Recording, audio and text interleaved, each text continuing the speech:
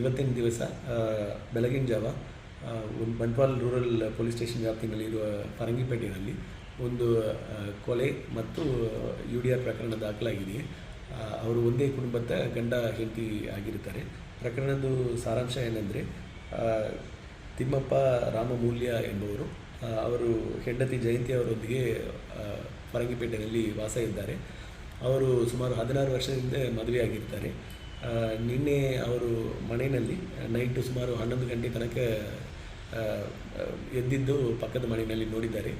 ಅದೇ ರೀತಿಯಲ್ಲಿ ಬೆಳಗಿನ ಜಾವ ಪಕ್ಕದ ಮನೆಯವರು ಅಕ್ಕಪಕ್ಕದವರು ಬಂದು ನೋಡಿದಾಗ ಮನೆಯಲ್ಲಿ ಯಾರು ಆಚೆ ಬಂದಿಲ್ಲದೆ ಇರೋದ್ರಿಂದ ಡೋರನ್ನು ಓಪನ್ ಮಾಡಿ ನೋಡಿದ್ದಾರೆ. ಆ ಡೋರ್ ಓಪನ್ ಇತ್ತು ಮತ್ತು ಡೋರ್ ಹಾಗೆ ತಳ್ಳಿ ನೋಡಿದಾಗ ಇಬ್ಬರು ಡೆತ್ ಆಗಿರೋದು ಕಂಡು ಬಂದಿದೆ. ತದನಂತರ ಅವರು ಪೊಲೀಸ್ ಸ್ಟೇಷನ್ಗೆ ಇಂಟಿಮೇಟ್ ಮಾಡಿದ್ದಾರೆ.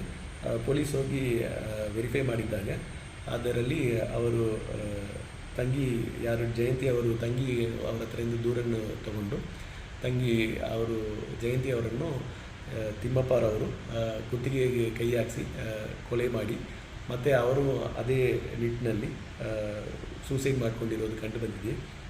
ಇದರ ಸಲುವಾಗಿ ಬಂಟ್ವಾಳ ರೂರಲ್ ಪೊಲೀಸ್ ಸ್ಟೇಷನ್ನಲ್ಲಿ ಸೆಪ್ರೇಟಾಗಿ 72/25ನಲ್ಲಿ ಕೊಲೆ ಪ್ರಕರಣ ಅಂಡರ್ ಸೆಕ್ಷನ್ 103 BNSನಲ್ಲಿ ದಾಖಲಾಗಿದೆ. ಅದೇ ರೀತಿಯಲ್ಲಿ ಅವರು ಸೂಸೈಡ್ ಮಾಡಿಕೊಂಡಿದ್ದಕ್ಕೆ ಪ್ರಕರಣ ನಂಬರ್ 25/25 ಅಂಡರ್ ಸೆಕ್ಷನ್ 194 BNSS ಕಾಯ್ದೆಯಡಿ ಪ್ರಕರಣ ದಾಖಲಾಗಿದೆ.